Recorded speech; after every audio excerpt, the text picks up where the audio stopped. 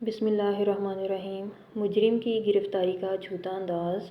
علامہ ابن جوزی اپنی معروف تالیف کتاب الاذکیاء میں لکھتے ہیں، مجھے اطلاع پہنچی کہ ایک آدمی خراسان سے بغداد آیا۔ وہ حج کے لیے مکہ جا رہا تھا۔ اس کے پاس تقریباً 1000 دینار کی قیمت کے مساوی موتیوں کا ہار تھا۔ اس نے ہار فروخت کرنے کی کوشش کی مگر کامیاب نہ ہو سکا۔ چنانچہ وہ ایک عطر فروش کے پاس پہنچا۔ اس کی شہرت اچھی تھی۔ اس کے پاس اپنا موتیوں کا ہار امانت رکھ دیا اور حج کے لیے روانہ ہو گیا۔ حج سے واپس آیا تو اس نے عطر فروش کے لیے تحفے تحائف خریدے اور اس کی خدمت میں پہنچ کر پیش کیے اور اپنے ہار کا تقاضا کیا۔ عطار کہنے لگا، تو کون ہے اور کہاں سے آیا ہے؟ خراسانی حاجی کہنے لگا، میں اس ہار کا مالک ہوں جسے میں نے حج پر جاتے ہوئے آپ کے پاس بطور امانت رکھا تھا۔ عطار نے حاجی کی بات پر کوئی دھیان نہیں دیا، اسے بری طرح دھکے مار کر دکان سے نکال دیا اور کہنے لگا، تو مجھ پر بہتان تراشی کر رہا ہے۔ خراسانی نے شور مچایا۔ ان کا جھگڑا دیکھ کر لوگ جمع ہو گئے۔ حاضرین حاجی سے کہنے لگے، تم عطار کے بارے میں یہ کیسی غلط ملط باتیں کر رہے ہو؟ یہ تو علاقے کا نہایت اچھا اور مشہور آدمی ہے، بھلا یہ تمہارے ساتھ ایسا دھوکہ کیسے کر سکتا ہے؟ لوگوں کی زبانی عطار کے بارے میں یہ کلمات سن کر حاجی کو حیرت ہوئی اور اب بھی رہ کر عطار سے اپنی امانت کا تقاضا کر رہا تھا مگر عطار اسے مسلسل گالیاں دیے جا رہا تھا۔ کچھ لوگوں نے حاجی کو مشورہ دیا، اگر تم اس جھگڑے کا حل چاہتے ہو تو خلیفۃ المسلمین عضد الدولہ کے دربار میں چلے جاؤ۔ اپنا مقدمہ پیش کرو اور ان سے مدد طلب کرو، عین ممکن ہے تمہاری پریشانی کا کوئی حل نکل آئے۔ حاجی نے لوگوں کے مشورے کے مطابق اپنی پوری داستان ایک کاغذ پر لکھ لی اور اسے ایک لمبی لکڑی پر لٹکا کر عضد الدولہ کے دربار جا پہنچا۔ اسے دیکھتے ہی عضد الدولہ نے قریب بلایا اور پوچھا، تمہارا کیا مسئلہ ہے؟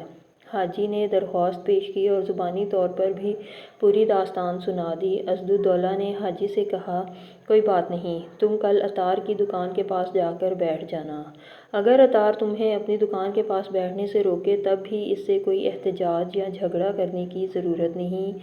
ایسی صورت میں سامنے کی کسی دکان کے پاس جا کر بیٹھنا۔ صبح سے مغرب تک چپ چاپ بیٹھے رہنا۔ اس سلسلے میں کسی سے کوئی بات کرنے کی ضرورت نہیں۔ 3 دن تک اسی طرح کرنا جس طرح میں تمہیں بتا رہا ہوں۔ چوتھے روز میرا وہاں سے گزر ہوگا تو میں تمہارے پاس چند لمحے کھڑا ہوں گا اور تمہیں سلام کروں گا۔ اس موقع پر تم اپنی جگہ سے کھڑا نہ ہونا، نہ ہی میرے سلام کے جواب سے زیادہ کوئی بات کرنا۔ جب میں وہاں سے گزر جاؤں گا تو عطار کے پاس جانا اور اپنے ہار کا تقاضا کرنا۔ اب کی بار وہ تم سے جو کچھ بھی کیے مجھے آ کر بتانا۔ اگر وہ ہار واپس کر دے تب بھی میرے پاس آنا اور مجھے مطلع کرنا۔ اگلے روز خراسانی عطار کی دکان کے پاس جا کر بیٹھ گیا، کسی سے کوئی بات نہ کی۔ خلیفہ کی ہدایت کے مطابق وہ متواتر 3 دن بیٹھا رہا۔ چوتھے دن عضد الدولہ اپنی عظیم الشان سواری پر لاؤ لشکر کے ساتھ وہاں سے گزرا تو خراسانی کو دیکھا تو سواری روک لی اور پکار کر کہا، خراسانی بھائی، السلام علیکم۔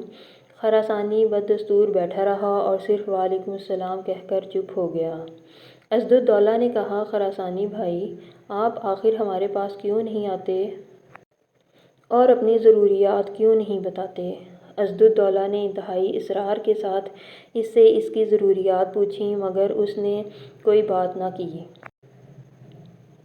اس دوران عضد الدولہ کا پورا لشکر بھی وہاں کھڑا رہا۔ ادھر عطار کی حالت خراب ہو گئی، مارے دہشت کے اس پر غشی طاری ہونے لگی۔ عضد الدولہ وہاں سے چلا گیا تو عطار فوراً حاجی کے قریب آیا اور کہنے لگا، تیرا ناس ہو، تو نے اپنا ہار میرے پاس کب اور کس چیز میں بطور امانت رکھا تھا؟ ذرا اس کی نشاندہی تو بتاؤ، شاید مجھے یاد آ جائے۔ حاجی نے اسے نشانیاں بتائیں۔ وہ تھیلی اس شکل کی تھی اور رنگ ایسا تھا۔ عطار دکان کے اندر گیا اور اس کا ہار لا کر دیتے ہوئے کہنے لگا، اگر تو مجھے نشانیاں نہ بتاتا تو شاید مجھے یہ ہار نہیں مل سکتا تھا۔ حاجی نے ہار لے لیا اور اپنے دل میں کہنے لگا، بھلا اب مجھے عضد الدولہ کے دربار میں حاضر ہونے کا کیا فائدہ؟ مجھے تو میرا ہار تو مل ہی گیا ہے۔ پھر خیال آیا کہ خلیفہ نے مجھے حکم دیا تھا کہ میں ہار ملنے کے بعد اس سے ضرور ملوں، ہو سکتا ہے کہ اسے مجھ سے کوئی کام ہو یا وہ مجھ سے ہار خرید لے۔ چنانچہ وہ ہار لے کر اسدالدولہ کے دربار میں حاضر ہوا۔ اسدالدولہ نے خراسانی کو دیکھا تو ایک سپاہی کو حکم دیا کہ اس عطار کو گرفتار کر کے فوراً دربار میں پیش کرو۔ تھوڑی دیر بعد عطار وہاں موجود تھا۔ خلیفہ نے حکم دیا کہ اس بدبخت نے خیانت کی ہے، اس کی سزا یہ ہے کہ ہار اس کے گلے میں ڈال دیا جائے، پھر اس دکان کے سامنے اسے پھانسی دی جائے تاکہ یہ عبرت کا نشان بن جائے۔ چنانچہ خراسانی سے ہار لے کر اسے عطار کی گردن میں ڈالا گیا اور اسے سرِ بازار پھانسی دے دی گئی، اور پھر یہ اعلان کیا گیا، امانت رکھ کر مکر جانے والے کی یہی سزا ہے۔ غروب آفتاب کے بعد دربان نے عطار کی گردن سے ہار نکال کے خراسانی حاجی کے حوالے کر دیا گیا اور کہا، اب تم اطمینان سے اپنے گھر جا سکتے ہو۔